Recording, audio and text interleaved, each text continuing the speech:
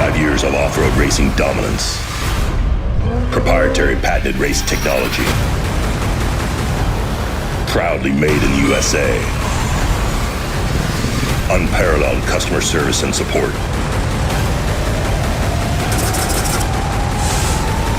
The choice of champions. King Shocks. The leader in off-road shock technology. KMC's pursuit of victory has pushed us to the front of the pack, to the brink of destruction, and across the finish line for decades. Regardless of the driver, the vehicle, or the terrain, these are the wheels that will help you win by a landslide. The process of relentlessly redefining performance cannot be learned or taught. It's in our DNA. At Baja Designs, we have lights for all on- and off-road enthusiasts. For 30 years, we have been lighting up the night.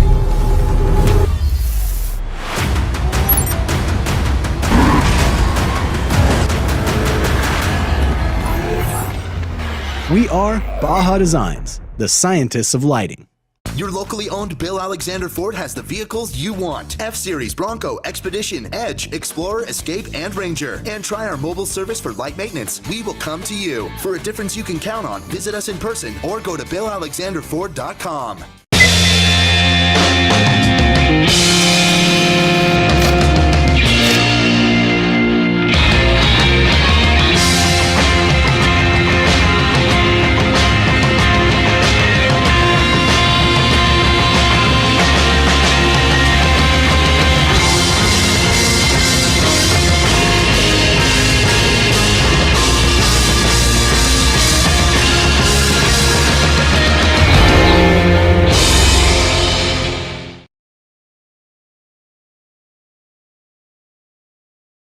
All right, we are back. We are here. Cameron's coming in at the last second. There he is. How are you, Austin? Good to see you. Good to see you, Nate. And welcome everybody to this episode of Fishgistics. Cameron Steele here. I'm going to be hosting along with Fish and Nate, and we'll be joined by Jose G from Score shortly. First off, I wanted to cover the fact that this is opinion-based. It's also for fun. And we do cover some serious topics. We do give some information that I think is relevant, but please always do your own pre-run, always do your own recon, and also do your own research. You can use this as a part of that. But again, this is all opinion-based, not fact.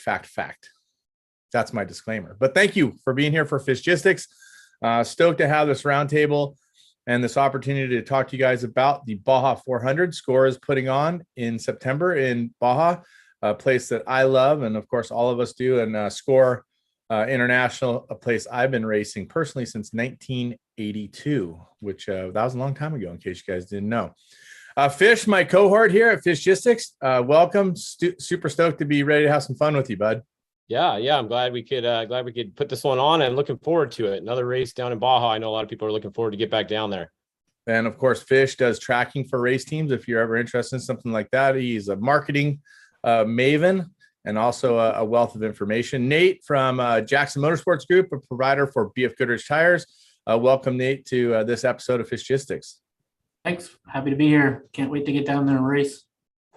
Agree. Nate, part of the course crew, Jackson Motorsports Group and BFGoodrich have been providing race course outlines and layouts, working with Score for many years. So it's good to have him here. He was a big part of putting this course together. And of course, the man, the myth, the legend, the man that puts Score International into some of the most fun spots to race in, creates great racing.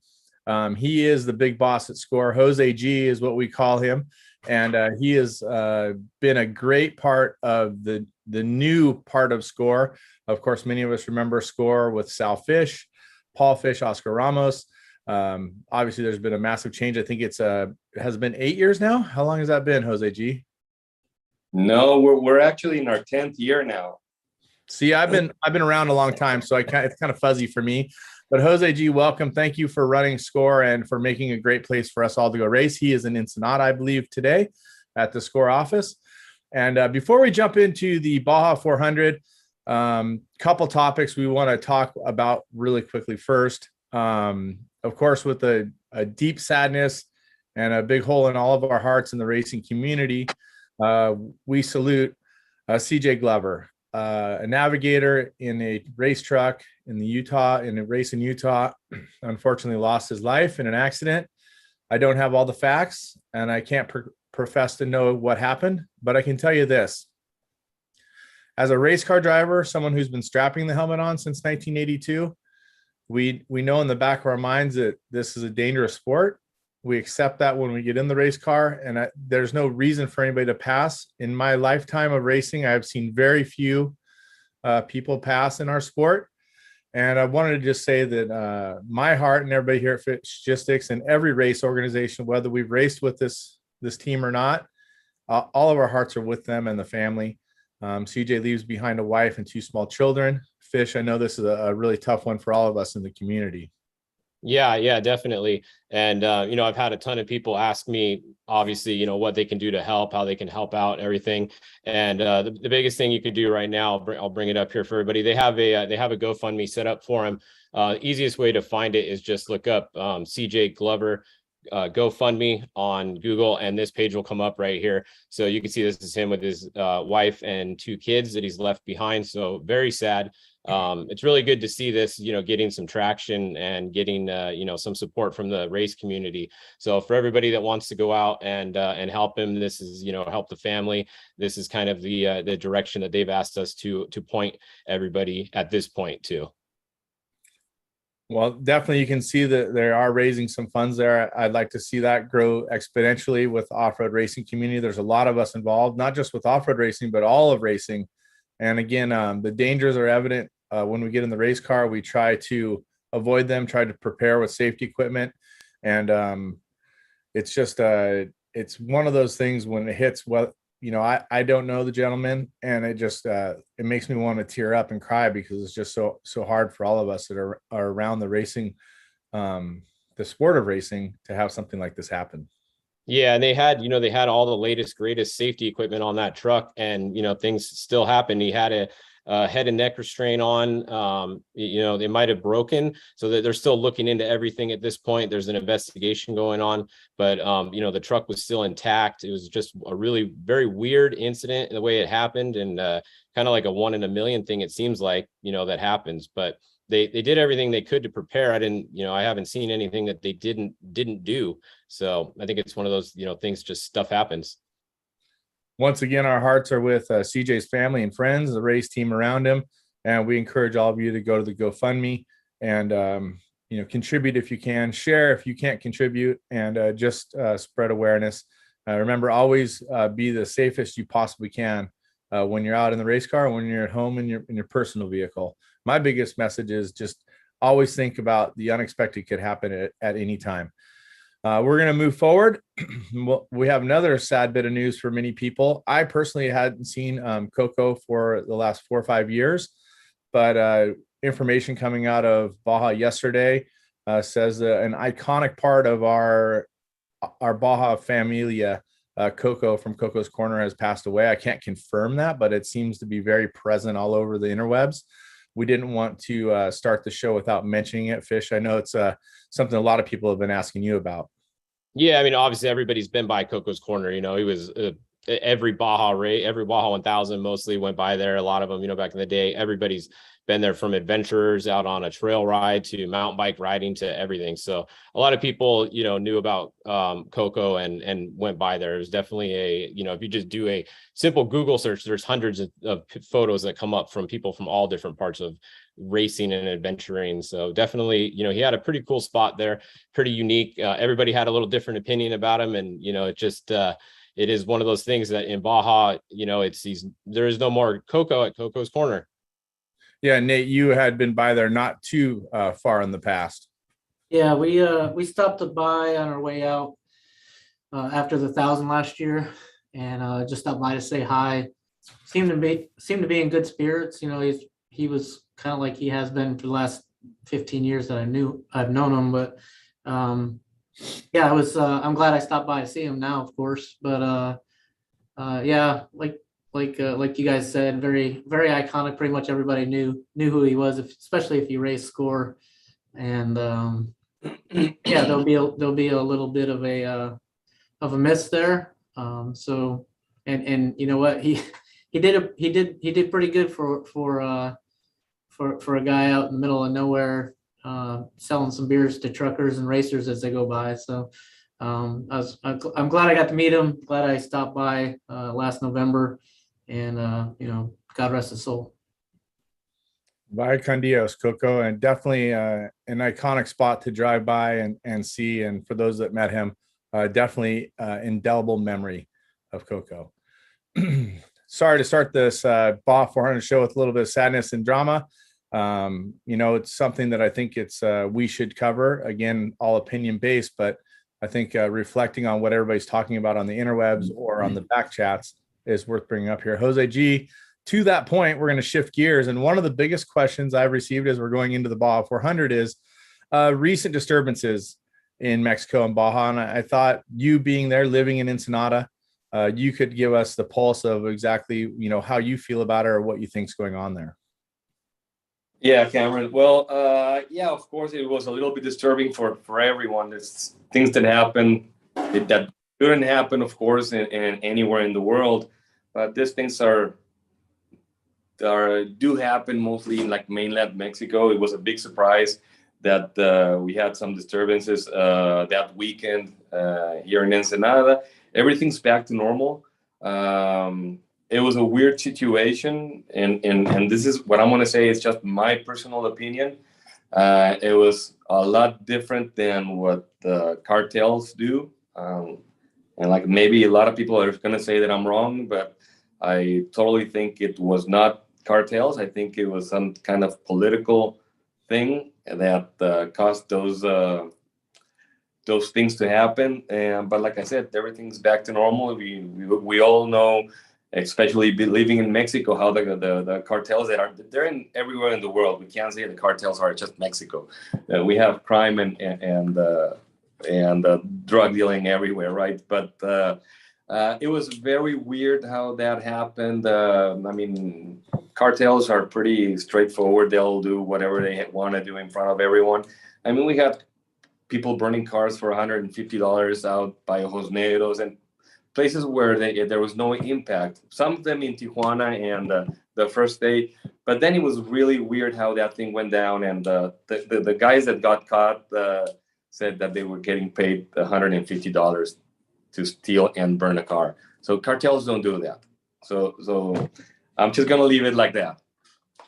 Fair enough, Jose G. I just thought we should cover the topic. And I think really what we should do, we'll say a prayer for CJ and Coco and keep it all as safe as possible all the way around. But right now, what we're here to do is we're here to talk about the Score Baja 400. And it is, for me, I love this race because it's an additional race to the series. For a little while there, we had 3 events. For those of you that might be a little bit older like me, you might remember there were more events in the days of Score. We used to actually race in the United States and in Mexico. I'm really pleased with the way things have been going with Jose G and his team, and creating fun and creating this Baja 400 is something very cool. So Nate, I know you're a big part of creating the courses. So I think mostly that's what everybody wants to hear about is the course. But before we get to the course, Jose G, let's talk a little bit about where we're at with COVID, with downtown Ensenada, with contingency, with start lines. Are we back to normal? Are we a hybrid sort of normal? Where are we with that? And can you explain to all the people watching where we are with that? Yeah, sure. Well, we're definitely back to normal. There won't be, even for contingency, is going to be 100% open. Like actually our last event was the Baja 500. COVID is going to be here forever. So how you want to take care of yourself, if you want to wear a face mask, now it's totally up to ourselves to take care of ourselves. And but our event is going to be open to the public, open and no COVID restrictions at all. Copy. So will we be starting downtown, or where will the race start? No, we're gonna have the ceremonial start like we've been doing in town. The wash is still not ready for an event like that, so we'll do a ceremonial start and restart again up at the new highway. Okay, I just thought I would ask to clarify. And before we go any further, this is qualifying for the Baja 1000. Is that true for every class? And can you explain a little bit how that works for people that might not understand? Sure. So how you finish the Baja 400 is how you're going to start the 1000. So if you finish first, you're going to start first. If you finish 10th, you're going to start 10th in the 1000. So the only thing is that you have to register for the 1000 before we close online registration, of course.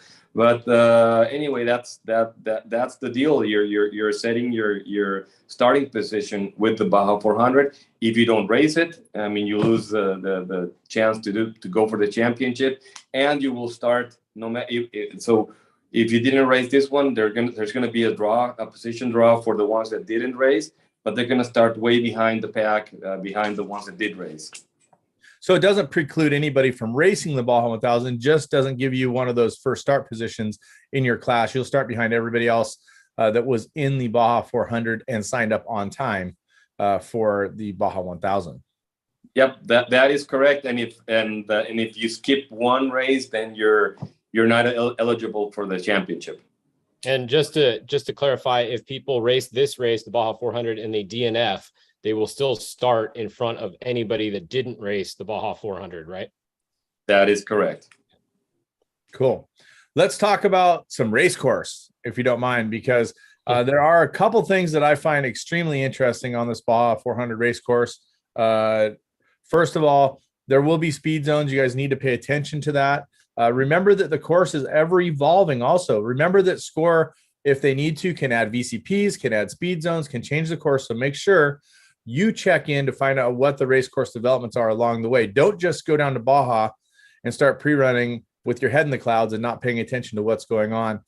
Changes have been less likely, but anything is possible, especially when you start calculating in weather, because although this part of the peninsula doesn't receive the hurricanes for the most part, they can receive quite a bit of moisture and temperature changes, which can also lead to monsoonal conditions, something we'll talk about out by Independencia and Reforma and in by Trinidad and up in the mountains as well, near Mike Sky Rancho. Starting in town, we're going to get out to the main big road around the outside of town. Things have changed a little bit over the years. Nate, talk a little bit about leaving this area and on Highway 3. Will there be a speed zone to start, or will this be? Yeah. So I don't run this part of the course, so it's probably a better question for Jose. We don't start till Ojos, so Gotcha. I'll pass it over to Jose. My bad. Jose G, speed limit at the start and finish? No, you're gonna start once you have the real start at the up in the highway. It's race speed on the pavement, and as soon as you exit to the left at the bridge there, that's where you're gonna start the first speed zone to get through the houses, and then we didn't throw any curves. The speed zone start and end pretty much the same place every time, so that people can know exactly where they are. So that's the only speed zone outbound until you get to right before Ojos Negros. Since you made the comment outbound, inbound we'll be racing some of the same course. There will be a speed limit going into the finish line all the way, or is that going to change? Yeah, correct. Where you finish the first speed zone, so coming inbound, that'll be the start of the last speed zone, and it's 37 miles per hour all the way to the finish line, the actual finish line, and right there on the new highway where timing is going to be, and then you just parade back into the ceremonial finish here at the Riviera. Copy that. Just thought we'd clarify while we were talking about that start finish area. We will come back to this at the end of the race course. Just under 400 miles for the cars, correct, Jose G? Yeah, almost 394 miles, which is a really fun course and a few new things that we threw in, like always. So I think everyone's going to love it. One of the greatest attributes, Jose G, that you bring to the table, not only with very fair racing and decision making, is your course changes. and ideas. I'm a huge fan of the additional stuff that you bring to the table. Worth mentioning here, after race mile 15 in those zigzag hills, there is a couple places there people have gone off the road traditionally. So be real careful as you guys are heading through that mountain section. This is all leaving town, heading out to the ranches halfway to Ojos Negros. And again, we're back in the farm fields, Jose G. Before we get to the last, before we leave the area of Ensenada, but lots of ECPs. The message there is stay on the race course. The rancher doesn't want you running across the corners of his fields. Yeah, that is correct. That's the only reason, pretty much. We try to run it the straightest possible.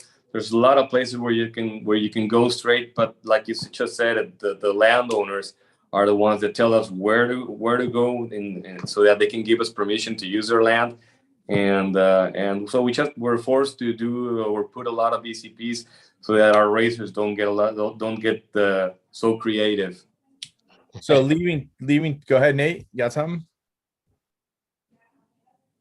I was laughing at the kind way Jose put the creative racer thing. The other thing to keep in mind too, and this is more for somebody that's not used to racing in Mexico, is a lot of those ranchers will also like to have the course go in those certain directions and areas because they want to bring a whole bunch of people out to watch, and people start congregating there and watching. And that's actually a really good thing for the series, for the race course, to know where spectators are going to be coming to watch the race, and trying to keep them off the outside of the turns, of course. But yeah, those VCPs are put there for reasons, and probably a lot for permissions, but also for the ranchers to be able to enjoy the race. I mean, they're the ones giving up the property to be able to race through there. So respect the property, 1, 2, realize there's going to be a bunch of people there watching, and put a good show on for them.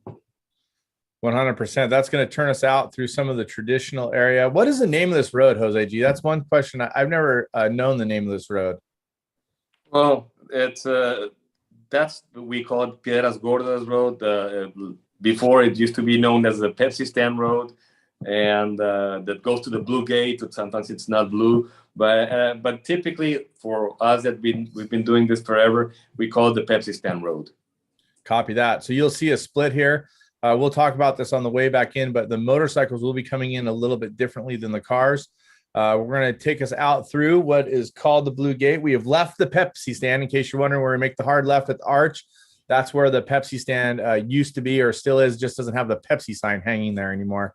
That brings us down into Ojos Negros. We're going to run alongside the hill instead of going in outbound through the Blue Gate, if I'm not mistaken, along the hill. Then we're going to come down to the main Ojos Road, correct? Yeah, actually, we do not use the Blue Gate only for inbound and only the motorcycles. Right. So we'll go alongside the hill here. You can see VCP 143 will head out to a speed zone, which for those of you maybe that have raced in the past, the speed zone starts a little bit different than maybe it was a couple years ago. Right when you get to the big road, you're in the speed zone, correct? Yeah, that right. As soon as you get to the big road, that's where you're going to slow down and cross down, and then cross the highway still at speed zone, and until you clear those big rollers where we've had a lot of spectators gathering up there, and it was just a big mess, and so we had to cancel that festival that every time went on there, and it was a bit dangerous when people are trying to leave, and we have the racing still going on. We've had some really close calls. The locals are really nice at making sure that they throw bottles at the people that go into the race course. But anyway, we just we don't want to take the fun away, but we are definitely all for safety. That's why we have to make a speed zone longer. That's what we have to do.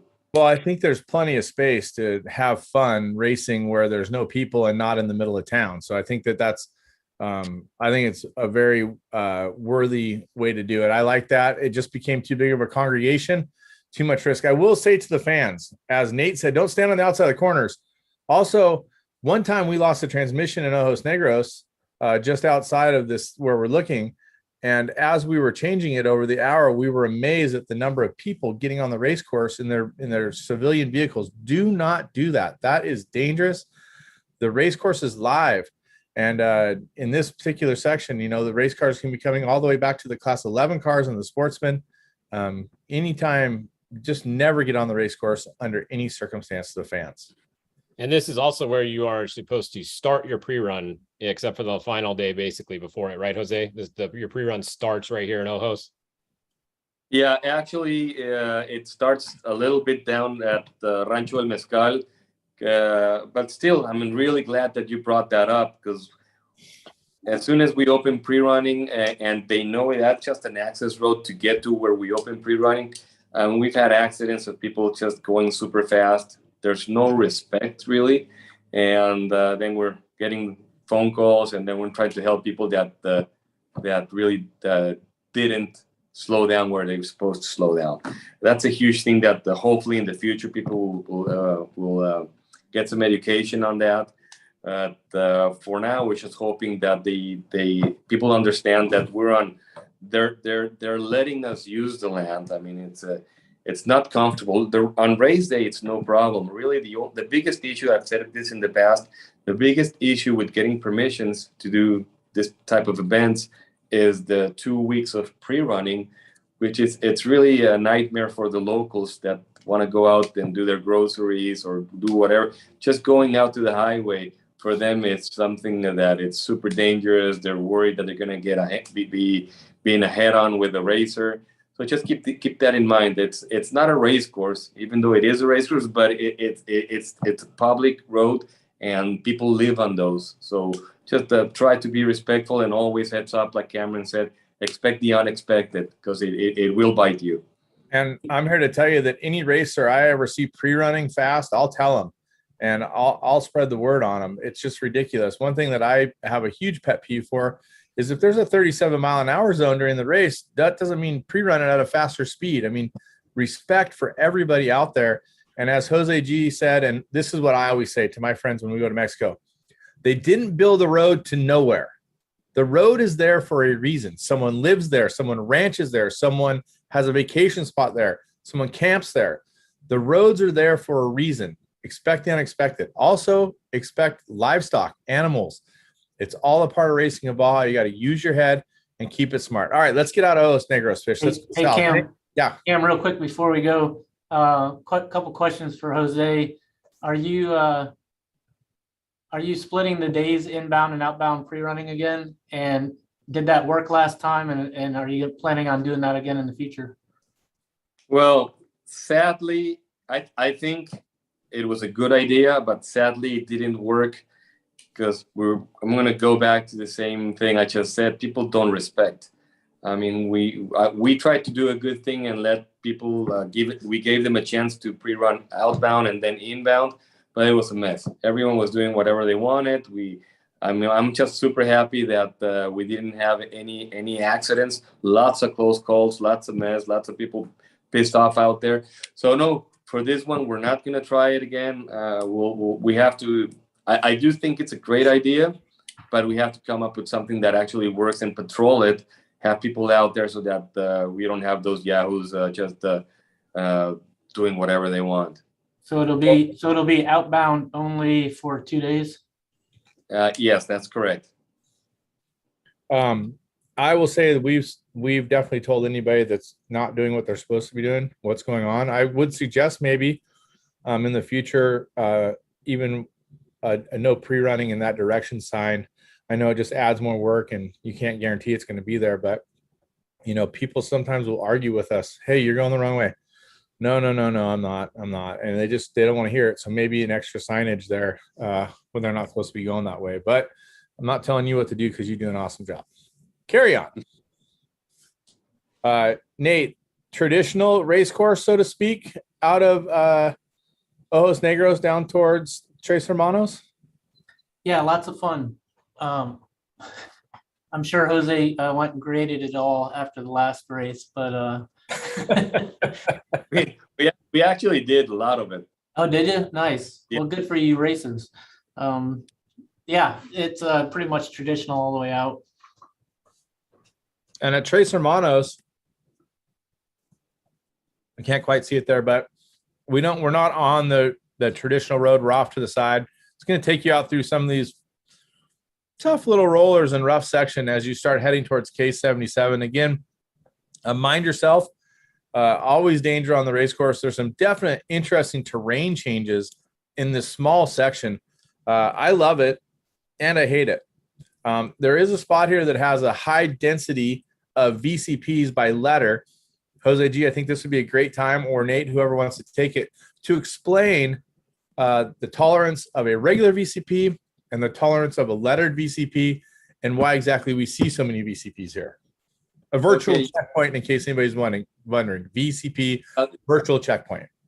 The reason we do it because people like to stay on the main road, not the race course. And so a lettered VCP, the tolerance is only 40 feet, which a normal VCP is 120.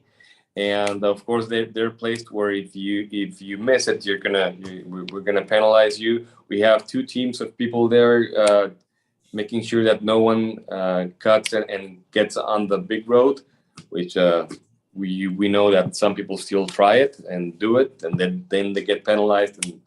But anyway, that's the only reason why we have those. We don't have permission to race on the main road, and the 40 feet tolerance. That's it. Copy that. We'll move on. So everybody pay attention. Make sure you get your VCPs and know where the lettered ones are. And one of my favorite sections in the Baja race course is going through here, this race mile 65. Love all this section. Lots of traditional times, lots of time spent with my dad, who's now passed, and Legends of Baja all racing through here. So remember, when you're a newer racer, you're racing as a part of history that we'll be talking about 20 plus years from now. And you're racing in history because SCORE has been able to maintain these race courses going in and out of the big towns and have made it a part of their culture. You're going to come out on the highway, highway number 3, which is at K77 or thereabouts. Speed zone will start once again. And I think it's going to lead us to some interesting fun here. Sometimes people say they really don't like this part. I kind of like this part. It's all rough and smashing and back and forth, and it's kind of a little bit of an adventure. Yeah, it is. And like you just said it before, they really expect the unexpected. They did get a lot of rain. So, and I just saw that we might get some rains next week. We had the record race a week ago. They had to cancel a section because all the water they had before Valley T. So yeah, the terrain changes. There's rain rods, ditches, water. It changes all the time. So there's a hurricane coming south to north, developing in the Pacific right now that supposedly could hit the Baja next week. So we might get some surprises there. Yeah, I'm supposed to be on a surf trip, and the forecast is looking pretty incredible. I don't think I'm going to be able to make it, but it's looking pretty interesting. This zoom out a little bit, Fish. Let's take a look at this. This is some traditional routing, some different stuff for some people. This is the area north of a place called Independencia, near Santa Catarina, where there actually is used to be mission ruins. You can't really see them, to be honest, but this area is where we're going to see our first motorcycle shortcut, if I'm not mistaken. Yeah, that's correct. And the loop that the 4-wheel vehicles are going to do, a lot of it is new that we've never ran before. And so that, when you see a map, you think that it's the same thing. Wait until you pre-run it. It's really fun. It's different.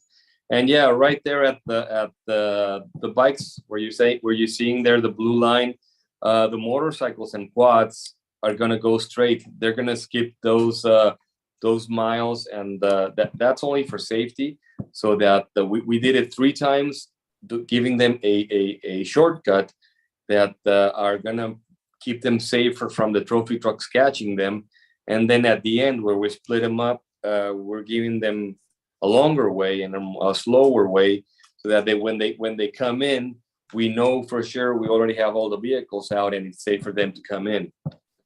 Hey, if I can jump in real quick, from a safety standpoint, Jose, and also for you guys, Cam, with chase teams and stuff, are you going to have signs up on those roads? Is it going to be easy to tell that that's a motorcycle cutoff? Because obviously with access roads and a chase team trying to get into the race course, you don't want to be going on what the motorcycles are on. And if if a car chase team only has the GPS file with the car GPS plot trails on there, they're not going to see the motorcycle shortcuts on their GPSs. So just wondering if you guys are going to have some type of marking out there on those roads.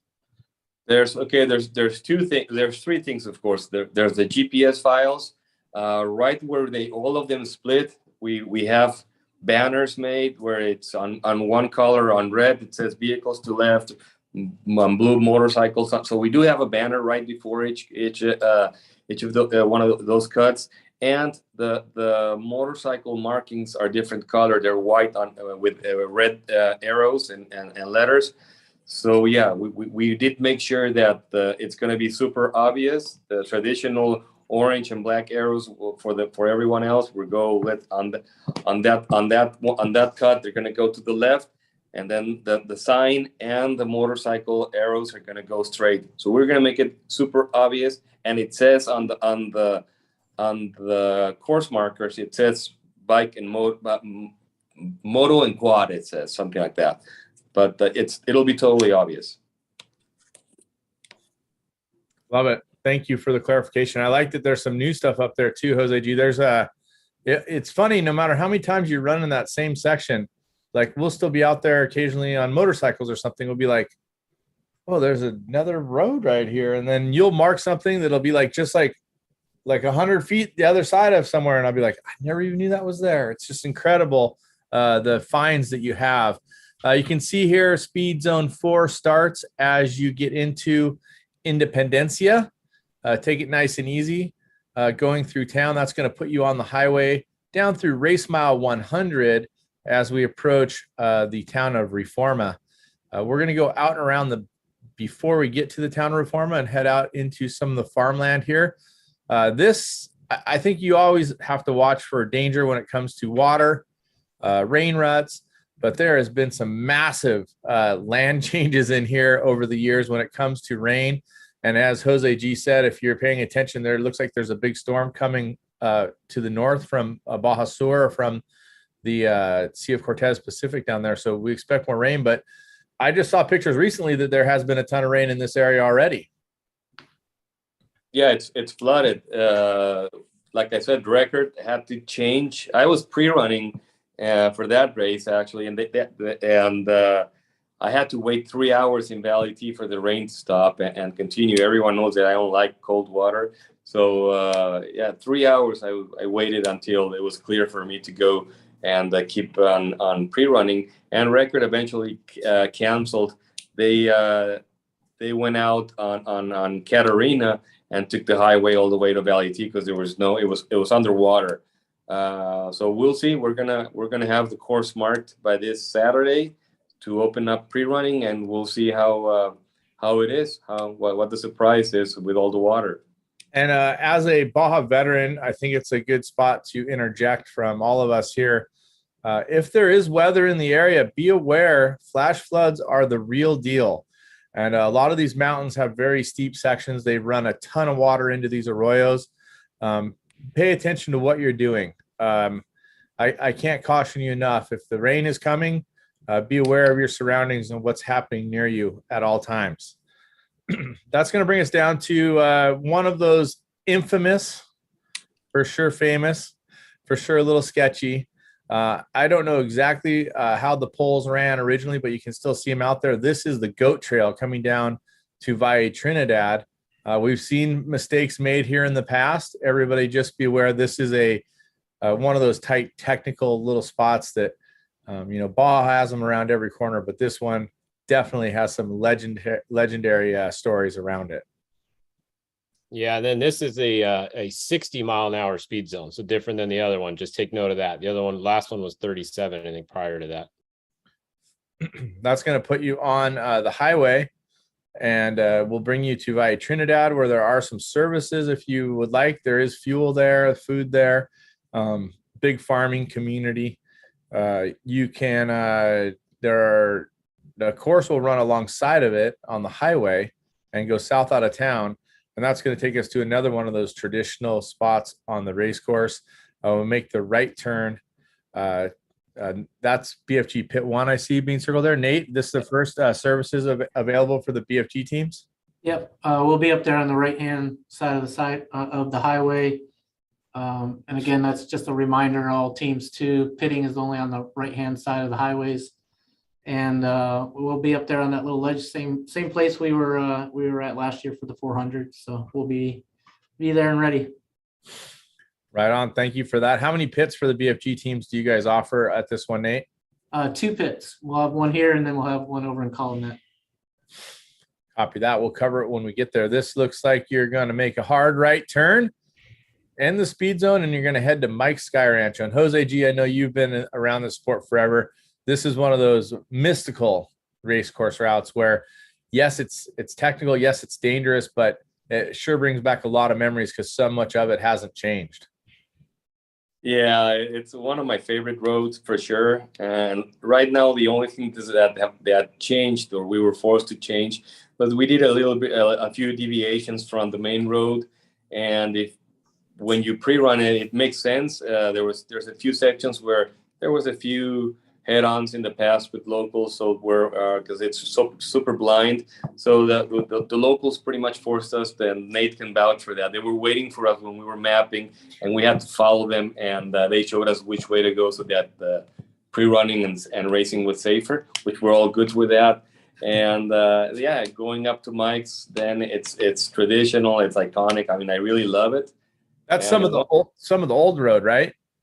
Yeah, it's older roads, and they're not that bad, but definitely when you're pre-running, you're going over those crests, and you don't know if someone's coming. So the farmers are going slower; they're not picking up dust, especially with all the water that hit the area, so there's no dust, and it just makes it more dangerous because you don't have any idea that someone's coming head on.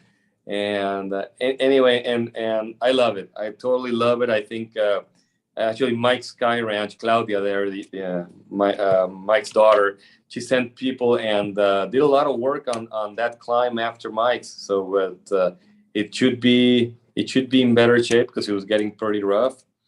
We'll see. And I will word of caution. I've had an accident actually on this road. Beware pre-running. There can be a lot of two-way traffic. Some people do stay at Mike's, and they'll be coming back down that road. So be very aware of two-way traffic everywhere on the race course.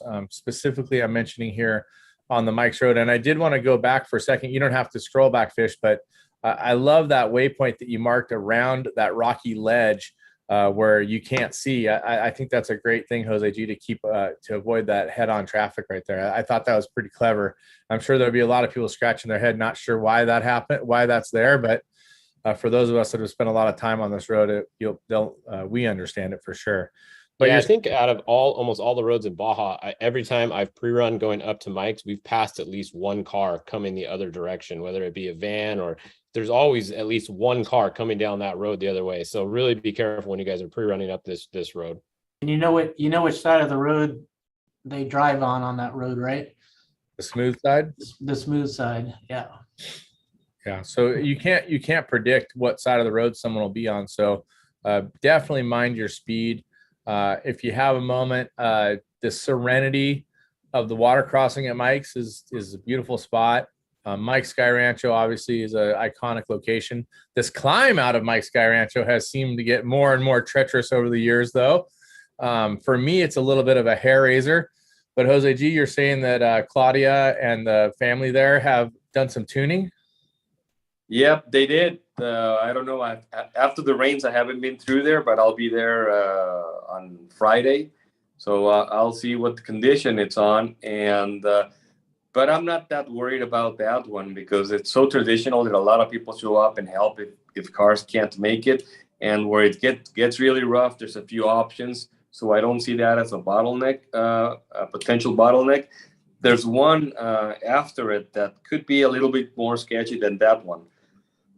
After the climb there, that's on the side of the cliff, that's hair-raising for me. There's another one further along. Oh yeah. So we're gonna know when we get to that one on the preview. Right. We're gonna leave Mike's Sky Rancho up on the side of the cliffs and the hills there, and head towards what's traditionally known as the Simpsons Road, but we're going to make a major deviation here. I don't recall ever being on this road, actually. This runs off the top of a road. You can see it pretty clearly when you're going by, but I've never gone up and explored. So is this all new race course, Jose No. G, or has this been raced way back in the day? No, you've actually been on that one where we turn to the right. We've done it before recently, but and that's where you're almost coming up to where that's where exactly there.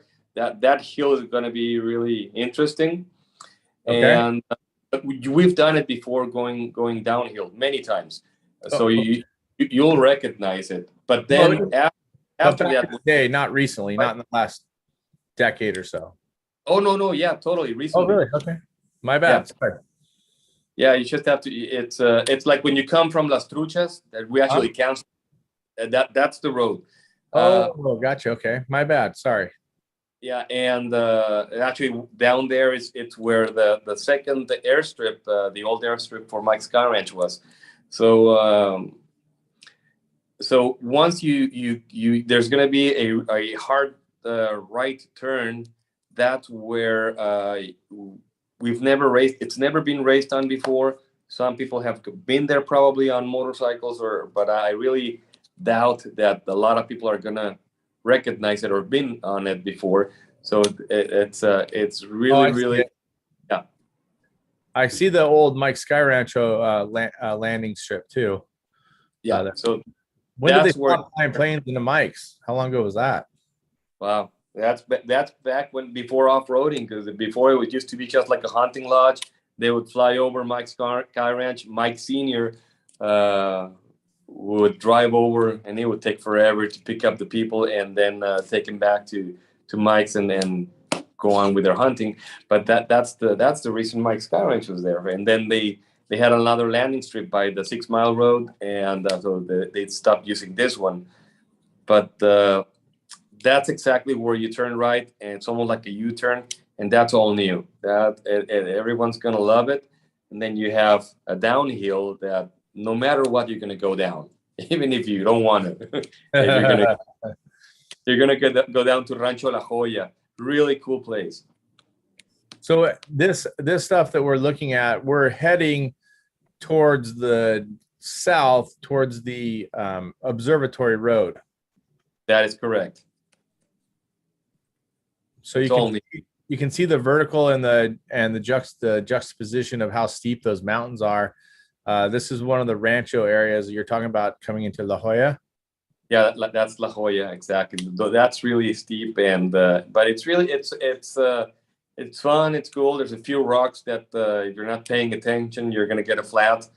But and that little loop is just to go bypass the ranch house. There is people there, so in case someone has a problem, there's always people there. They have welders, they have tools, super friendly people. So they're the same family that own Coyote and Mellings Ranch. Gotcha. So that'll bring you through their ranch, and then will we be on the small side roads still, or will the roads improve as we head towards the? They will totally improve. Once you pass the ranch, that's the good access for them to go out to it's like 5 kilometers or like 5 kilometers from the ranch to the highway. And that's all good graded road. And so once you get up to the observatory highway, you're only there for like a mile or so on the observatory road at 37 miles per hour. And then you make a left turn into El Potrero Road, which that's all smooth, super fun, slippery, like kind of like granite road, and it's just outstanding. It'll be super fun. And once you get down to the Rancho Santa Cruz and in that area, before we raced in I believe 2017, 18th. In 18th, we raced in one of that section where we had a bottleneck, but there was a section where it was really difficult, and we sent the bulldozer. The bulldozer broke. It made a mess there. So I'm sure you remember that. And I was there. I was there the day after the bulldozer broke. It was quite an adventure. And if I could remember who was the first person to go up that side hill around that tractor, I would tell you. But I was impressed that they went for that, and it put a lot of pressure on the 8 or 10 of us that were sitting there thinking about it. But are we going the other direction this time? Yeah, we're bypassing that little section and staying on a new road that the ranchers did, and it's all graded road. So forget about bottlenecks and forget about anything challenging there. But it's super fun. So that section from it's pretty much what we did back in that race in 2000 and the Baja 500 in 2018, I believe. Right on. Well, it's good to hear there won't be any bottlenecks. I'm here to tell you that it seems to go on forever and forever when you're out there. So mind yourself, because it seems to me to be a super remote, challenging part of the race course, even though Jose G has a tendency to say it's not a big deal. It's not a big deal. Talk about this section here running through this a race mile 195. You can see the color change in the terrain. Maybe it gets a little bit more of those big copper rocks that we start running through. Yeah, it's actually the quickest, straightest way back to the highway to the observatory highway. There's no way you can have a bottleneck there. You do have some like the silt bed pockets there, but nothing major. We haven't run through that since I don't know how long ago, but it's another one of those really favorite roads of mine. And then that takes you, like I said, back to the observatory highway. We run a little bit on it, and then we pass La Hacienda Sinaloa, and right past that we make a hard left turn to go back into the dirt, and we cross over to Jaramillo. We just crossed Highway 1, and that whole thing is really, really fun.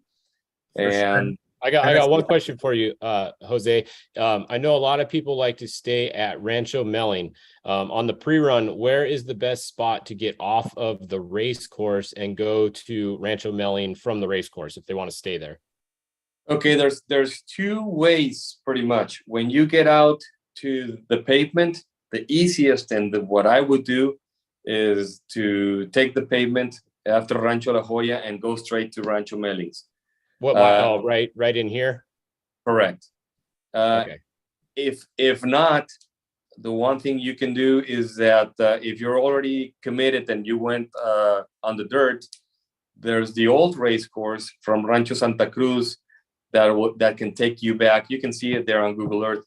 That can take you back to Mellings Ranch, but it has a big climb that I wouldn't recommend. That's why I actually changed because of Rancho La Jolla and that climb. I had to change the direction of the race course, and so I mean, if you're going back and tired and it's dark, I would just stay on the highway and go straight to Mellings, where I mean it's So when the race course makes the left off the highway, just stay on that highway and go straight to Melling. I would definitely do that. Okay. And I think the other option, I know you were talking about, that's pretty remote. You could go through the section and come back up the highway once you get back to the highway, the San Pedro Martir road. But again, you guys leave yourself plenty of time to pre-run that, because don't think you're just going to hustle through there and get down to the road and go back up to Melling, because I promise it's going to take you longer than you think out in those remote mountains. So on a good note, make sure, as longtime off-road racers, we bring a jacket and make sure we have a way to take care of ourselves overnight. Everybody, you got to plan for the unexpected, hope for the best and a plan for the worst. It is Baja racing and it is an adventure as soon as you get out in those mountains. Down here, you'll have some cell service. Up there, you will not, I promise. So plan accordingly. This takes us down to where Jose G, you were saying, I think it's so funny. I gotta make a comment. Checkpoint 1, it's like race mile 220 or whatever it is. It's like we've done all this other crazy stuff, and now we're gonna have a checkpoint. I kind of like it.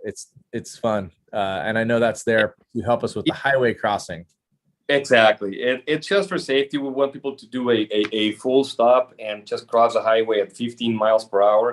And the only way to do it safely is with the checkpoint right there. And it's Highway 1, and it's heavily, translate. I mean, you're gonna have the people there like crazy. So full stop is the safest thing to do. And one thing new that if you notice that once you actually cross the checkpoint and cross the highway, as you go down, I mean, you're super familiar with the area. There's a new thing we did. We had to, not that one, that one we've done before. The next one, we had to put a few BCPs and go around. Nate can vouch for that. As we were mapping, someone bought that land and was putting up a super nice fence. So we had to go back and reroute what we originally had, going around that super nice fence. When you pre-run, you'll see it. Yeah, we were there. We were there a few weeks, maybe a couple months ago, and they were just staking the land and doing some clearing and doing some flags for the grader. And we came back, and there was a giant fence going up. It was never know. Expect the unexpected. So I will say, if you back up a little bit, Fish, that VCP, that little jut out, you want to make sure you hit that VCP, because going straight's no bueno. No way. Yeah, no good at all. You're not gonna make it. Nope. And this is zoom out a little bit, would you, Fish, too, so we can see the area, because this is pretty popular spectating pre-running area. Show us where this is just north of Shipwrecks. So this is not the Shipwrecks road as it's commonly known. Yeah, so Kamloops right here. So that's probably the city closest that most people would know. Yep. And then do we go down? We go around the old barn that's now been reclaimed and has new fences again? Yeah, that's correct. Yeah, it has all new fence around it. And then you go to Cuatro Casas, to the silt bed again. That hasn't changed. So we run north back to Colonet, where we have the other motorcycle split, which is the way we have the bikes going. It's a little bit shorter for them. They're not doing the giant whoops that now in the Sandwatch. So they'll rest a little bit and make it to San Antonio del Mar faster, and it gives them a breather that they don't have trophy trucks behind them also. Is that the traditional, so to speak, race course that goes over the Colonet Point, the way it normally goes, and that big sharp turn is around that post? Yes, correct. Fences on both sides. You guys beware of barbed wire laying in the ground, because occasionally it does get loose up there. So bikes beware. Go ahead. I was there today, and part of the fences down. You see some posts are pretty close to the road. So yeah, exactly. Barbed wire everywhere. Just be careful. Lots of cows also in that area. That's super common. So the cars will run up the Colonet Wash, and we'll go under the main bridge in Colonet, correct? And then we go on that side road where that traditional silty turn is, and under the tunnel, correct? Yep, that's correct. We're just not going to go up that steep hill. We're going to take the long way around it, and which is, to me, is better and super fun. And it'll both courses will join back at San Antonio del Mar. Yeah, or near Johnson's ranch. Right, the Johnson family. That you can see that was a race course that was brought to us not too long ago. I love this section. Lots of fast turns with lots of big rocks. Beware. That's going to bring us back down to what we call the Johnson Ranch four-way area. There's an intersection here where courses come from different directions. The big road comes out. The race course actually isn't at the four-way. It's to the side. Is this again where the BFG pit will be, Nate, or did we miss that? No, so we moved it. Oh, I see it. The only really good place to pit over at that other area with this course was basically on the right-hand side of the highway, which all the dust was blowing into the pit from the beach. So we moved it. We put it over there.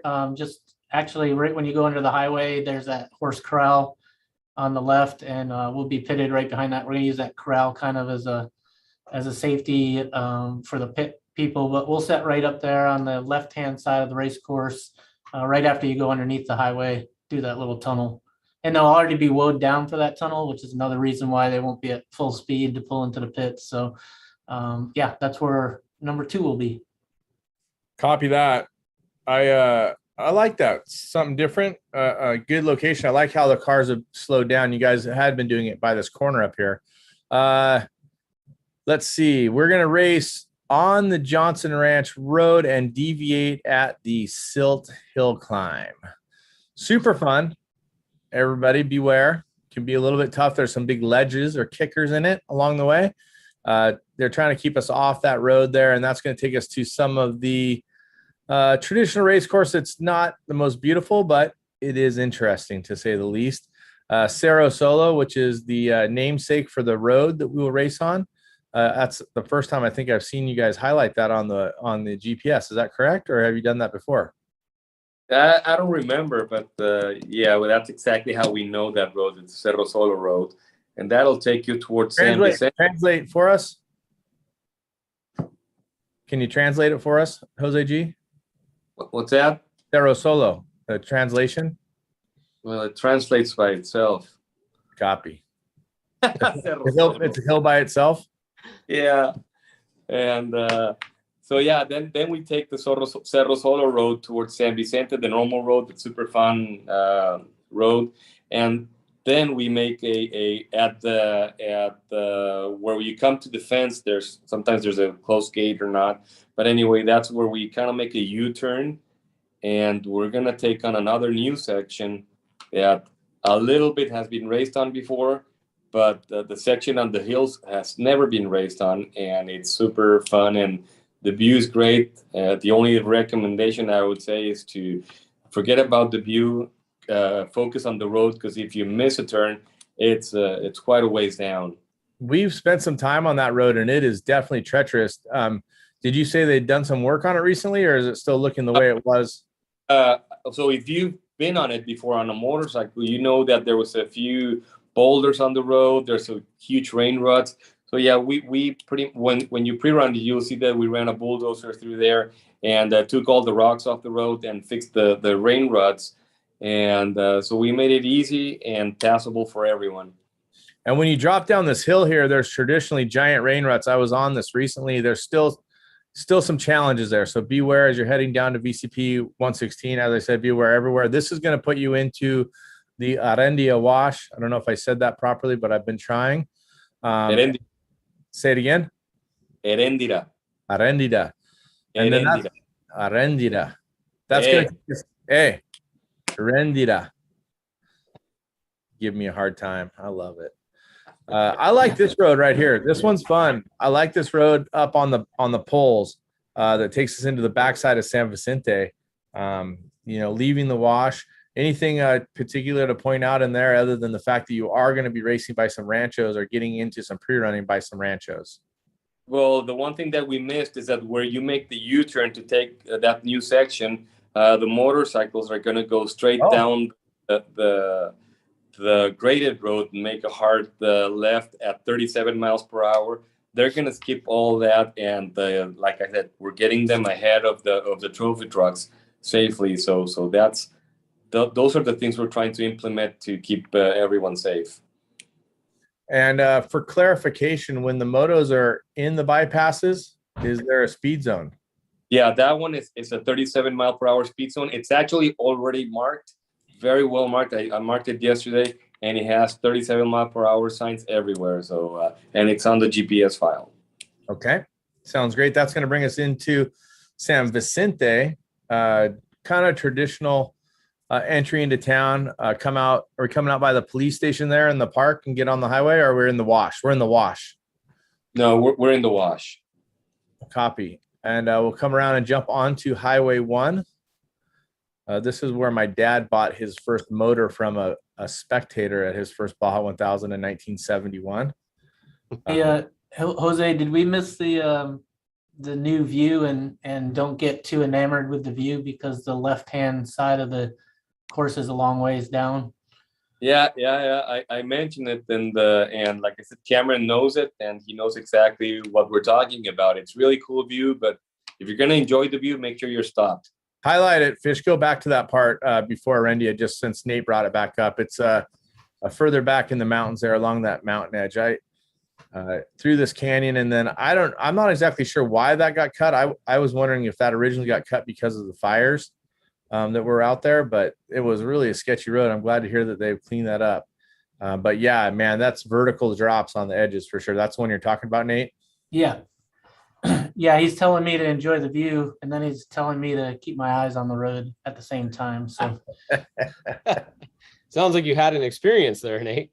no, I thankfully didn't, and I don't want anybody to, because it's a long way down to the bottom.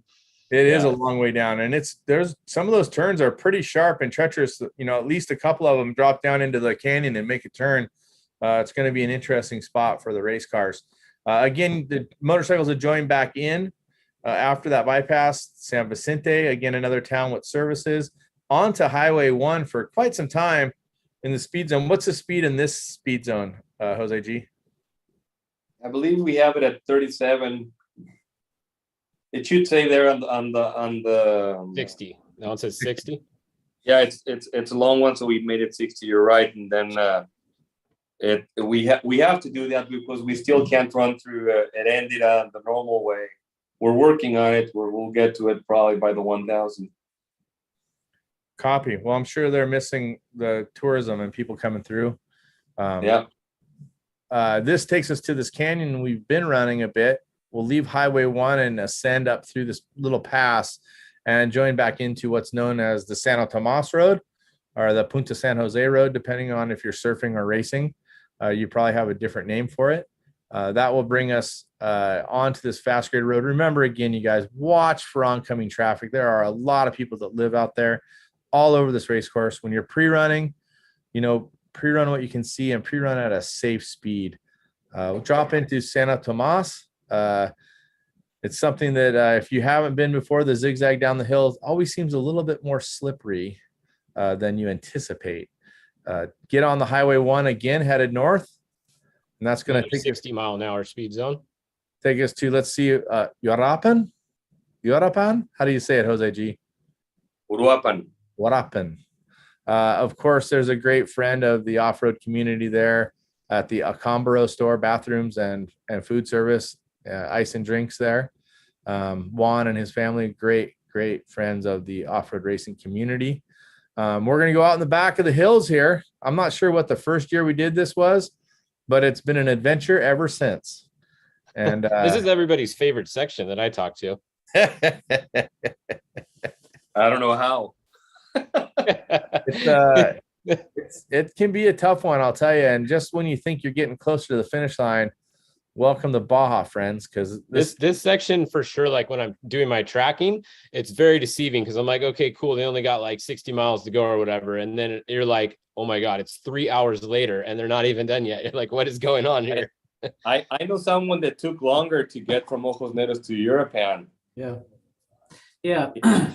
I still have PTSD from that, and that's a story to be told over some tequila and not Oh boy, I'm gonna have to hear that one. Out the back, staying out of town, off the big graded road. If any of your team is out there on those roads, make sure you just keep it real safe and safe speeds. I'm talking about not on the race course, but out on access roads.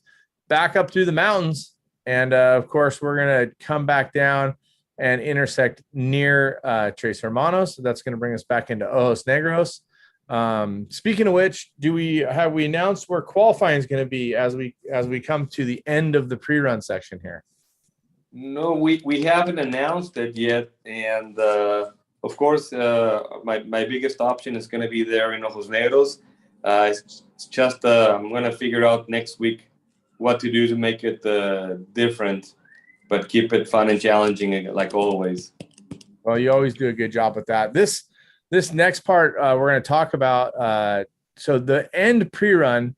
So is there never a time to pre-run this inbound? Then is that correct?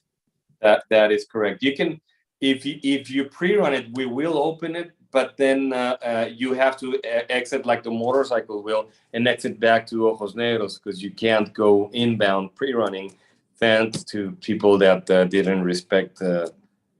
So you are or you are not going to open that at some point? We will open that section. We're going to open at the same time as we open so everything's going to be open and marked for the last 2 days, Thursday and Friday. But if someone pre-runs it, they can't go that BCP 143, I believe. I can't remember that. If you can zoom in more.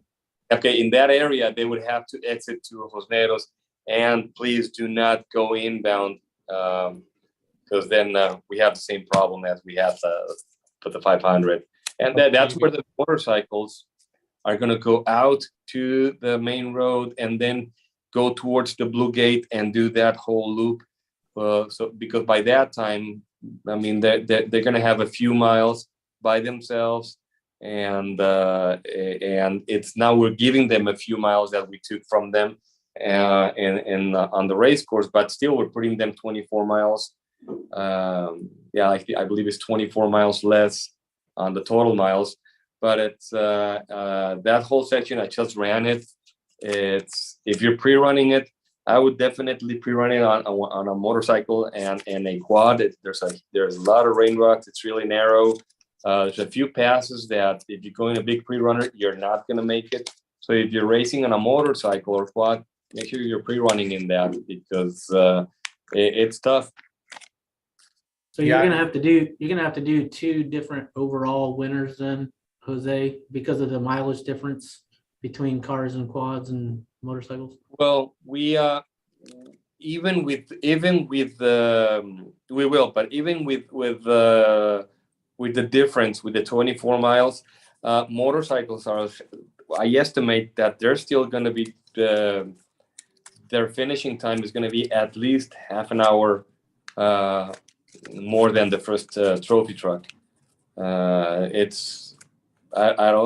think the first motorcycle is probably going to finish and they're going to be finishing in 8 hours and 10-20 minutes, and I believe the first trophy truck is going to finish in 7.5 hours or a little bit more, but there still be a difference.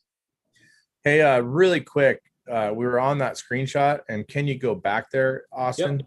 Yep. This is a really important thing. Let's just clarify that the multiple directions there, Jose G. So when the bikes during the race get there at, again, I think it was VCP 143, is that right? They're going to go to the right or the east out to the main road. The cars will go back in on the way they came out. Correct. Okay. I just wanted to make sure we clarified that. Yeah. And you can see the difference in courses. Yeah, and so the motorcycles, we're going to let them pre-run that section the way they're going to run it. But when they join back at Las Lumbres there, where the course joins back, they have to go back out to Josneros, so they can't pre-run into Ensenada going inbound, because that's not permitted, especially on a motorcycle. They could have a huge accident. So even though we will let them pre-run and it will be open and marked their section to come in, they're going to have to go out and exit to Josneros.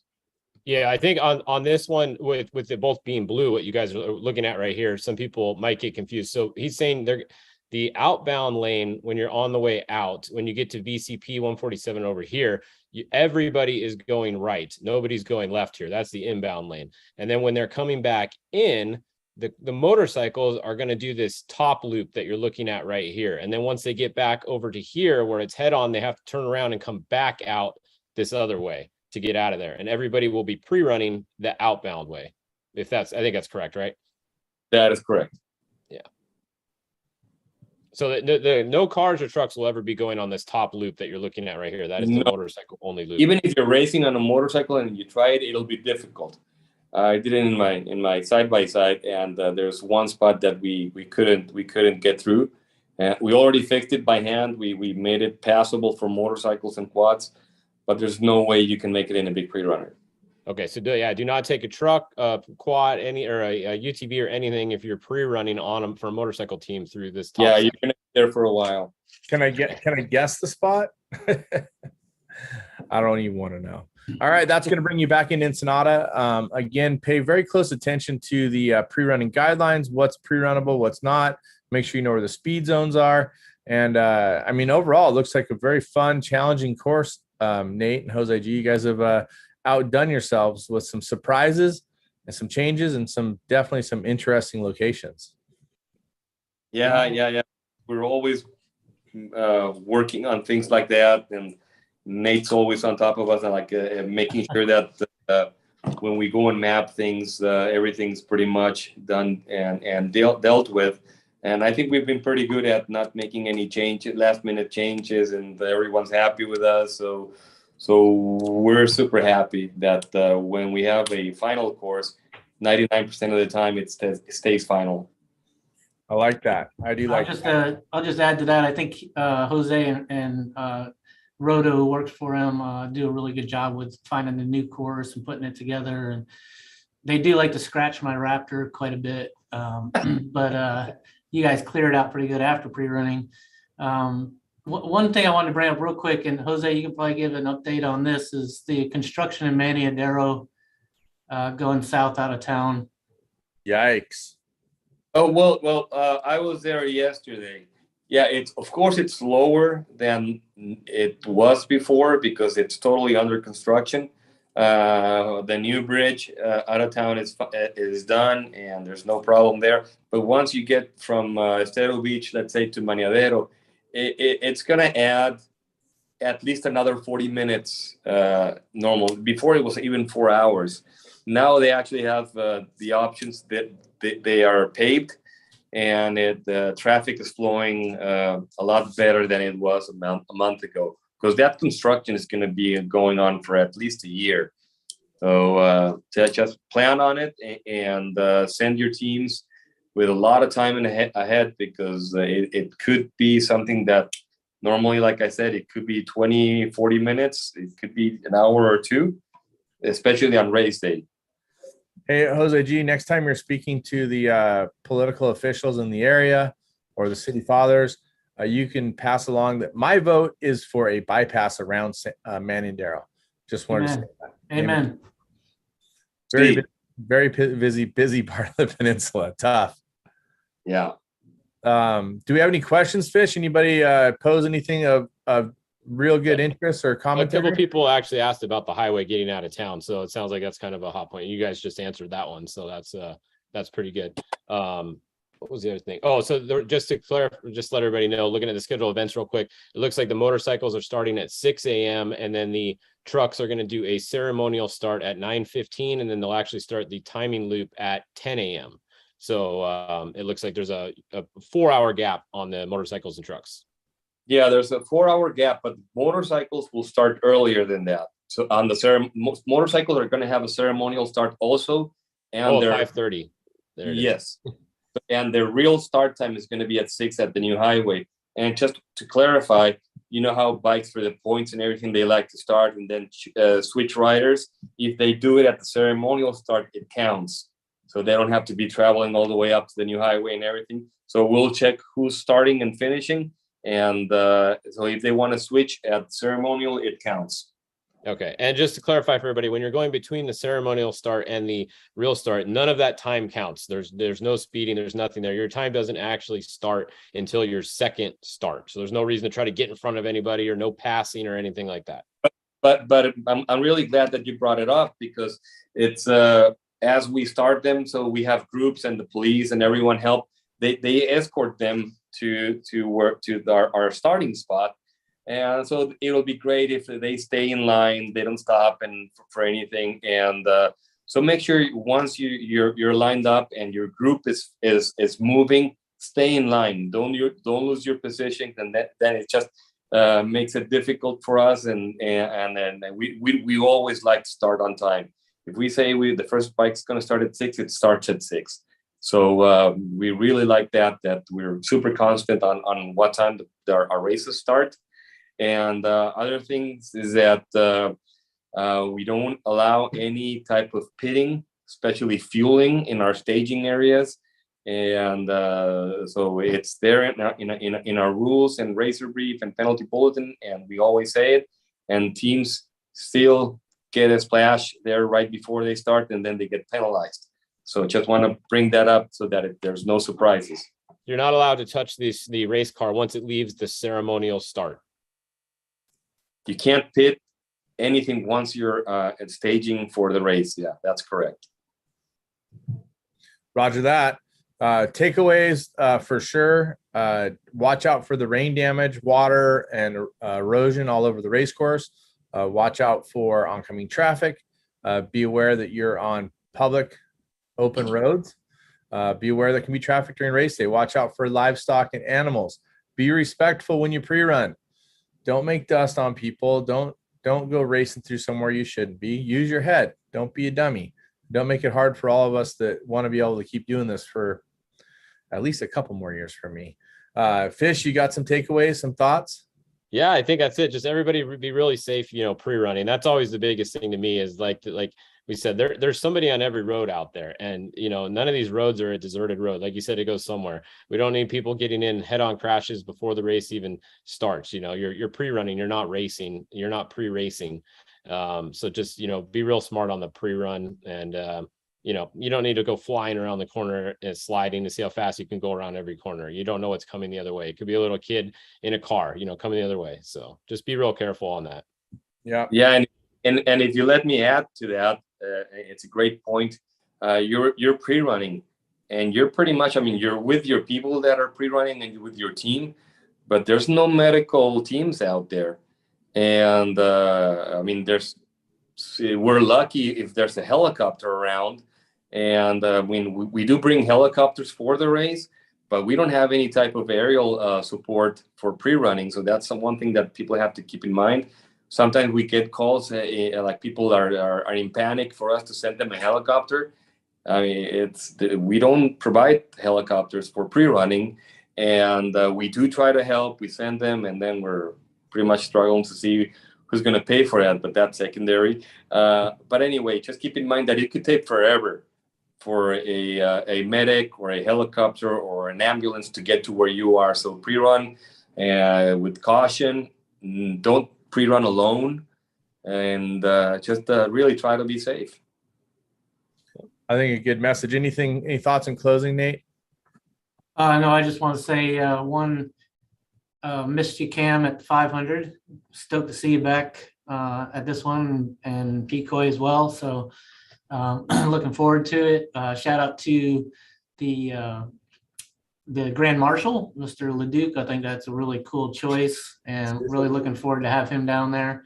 And if you've never gotten a story from Kurt, you gotta get his ear sometime. He'll talk your ear off, but really cool choice on the Grand Marshal. So I think that's really cool. And then other than that, yeah, just what you guys said, be safe. Kurt LeDuc.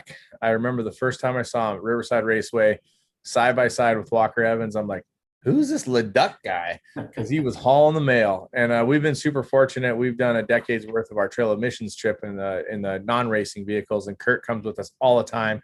He's a great storyteller, but more importantly, I think he's an incredible part of our culture, our history, and the vibe of sharing the love and the stoke of our sport is very alive in Kurt LeDuc, one of the most approachable legends in our sport, bar none. And he had black hair for a while, didn't he? Yes, he did. He borrowed some of my hair dye and thought he was being super funny. He didn't realize he was going to have to go to the Off-Road Motorsports Hall of Fame with black hair, but it made for some great storytelling, and that will be a part of Kurt LeDuc's legend forever. 100%. The funniest thing real quick about Kurt was at the last NORA race, when Big Ollie rolled, the rumor going around the internet was that Kurt was driving and Kurt rolled Big Ollie, right? And then somebody sent me a picture, and it was of Kurt LeDuc looking at a cell phone screen of Big Ollie rolling. And they were like, this is Kurt looking at this picture, realizing he just rolled Big Ollie. But he wasn't there. He was like somewhere else looking at a picture of everybody saying that. So I thought that was kind of funny. He's like, what? I got blamed. I wasn't even in the car. Well, I'll blame you for being too young to know it's Big Oli because it was named after a beer company. So there you go. I'm just saying you're not old enough to know that stuff. How do you pronounce Arendera? How do you say it again? That's just how we all do it. I just had to give you a little bit of heat there because I know that the G's old enough to remember those days, so to speak. Nope.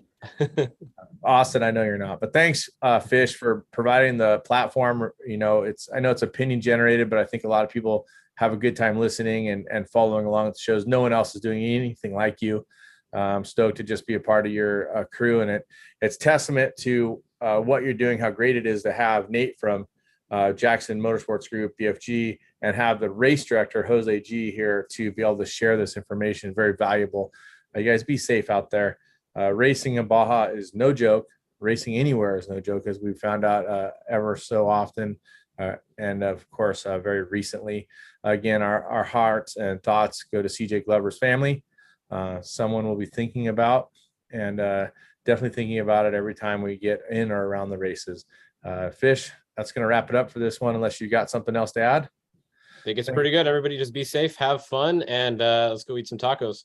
Jose G, Nate, thank you guys for your valuable information, but more importantly, thank you for the heartfelt effort to make off-road racing as great as it can be. I truly believe that the two of you carry this sport in your heart, and that every time you make a decision, it's for the betterment of our sport. So I salute you, and I'm very appreciative to be a part of the sport at this time in history with you guys, a big part of it. I would never want Jose G's job, just for the record. I think it's a pretty thankless job, and I would never want that job. Hey, who said that I want it? But I actually love my job, and anyway, I love doing this. So yeah, it's not making me popular at all, and it's not making me rich, but I really love it. And thank you, Fish and Cameron, Nate. I mean, we all love the sport, and hopefully with everyone so involved like we are, because it's not me, it's like in SCORE, we're a big team that puts this together. I'm just the one here in the program, but there's a lot of people behind me, with me, doing this. Same with Nate. He started with Frank, and we carry on the tradition, and hopefully it'll keep going for a long time. And speaking of tradition of racing in Mexico, we should say happy birthday to Mike Perlman today. Competitive promoter, but a great personality, and his family, of course, a big part of racing history and origins in Baja. So happy birthday, Mike. That's going to do it for this episode of Fishgistics. The SCORE Baja 400 is the next race for many of us. I ask you all to be safe, be good people, and pay attention. And don't forget, be respectful when in Baja. Have fun and be safe. See you guys later. That's it for Fishgistics today.